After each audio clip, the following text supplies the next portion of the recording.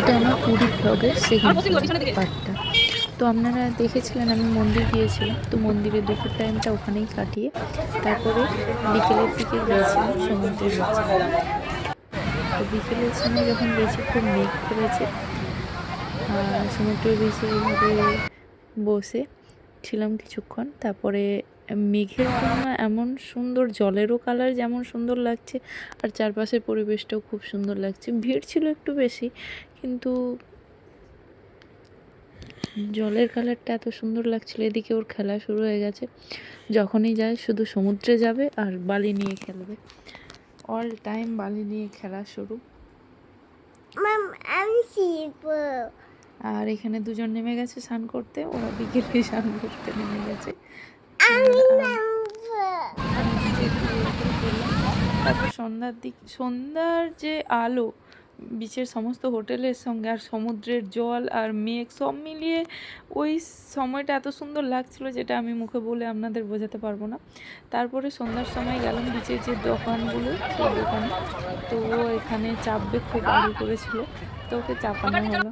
ও জীবনে প্রথমবার চেপেছে, তো মনে হয় না কি জানি আর দ্বিতীয়বার চাপার ওর ইচ্ছা হবে কেন।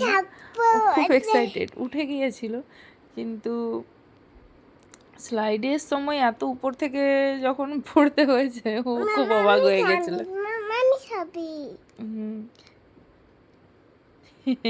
ও খুব অবাক হয়ে গেছিল। যাই হোক, আবার পরের দিন সকালবেলা সবাই রেডি হয়ে গেছে সমুদ্রে যাব।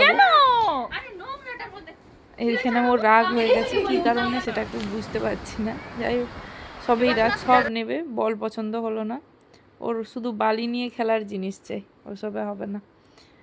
তো টুপি আর সানগ্লাস দুটো একসাথে কিছুতেই পরছে না, তাও টুপিটা পরে নিয়েছে, মনে নেই মাথায় আছে, নাহলে ওটাও খুলে ফেঁকে দেবে। সানগ্লাসটা ফেঁকতে গেল, কিছুতেই টুপি সানগ্লাস কিছু ওকে পরানো যাবে না। আর দিয়ে এখানে ওর আবার সেই বালি নিয়ে খেলা। যাই হোক, বসে বসে খেলছে যখন খেলুক, আমি যাই একটু স্নান করে আসি এই ভেবে আমি সমুদ্রের দিকে গেলাম, যে একটু সমুদ্রের জলে মজা করলাম।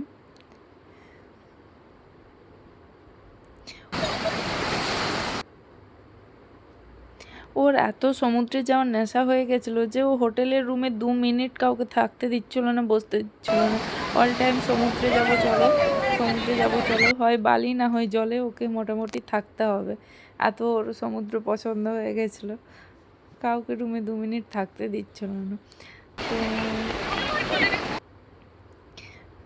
ওপাশে সবাই স্নান করছে, আমার ফ্যামিলির সবাই, আর আমি একটা ছোট ভিডিও শ্যুট করছি ওদের।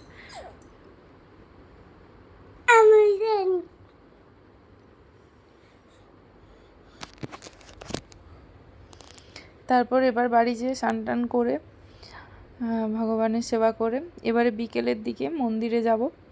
বিকেলে রেস্ট নিয়ে মন্দিরে এসেছিলাম এখানে 5টা সাড়ে 5টার দিক করে। তো তখন ধ্বজা চেঞ্জ করছিল, মন্দিরের ধ্বজা চেঞ্জ করা তো দেখতেই হবে, জয় জগন্নাথ। তারপরে মন্দিরে ঢুকে লাইন তো খুবই ছিল, আমরা পুরুষোত্তম মাসে গেছি, ভিড় প্রচণ্ডই ছিল।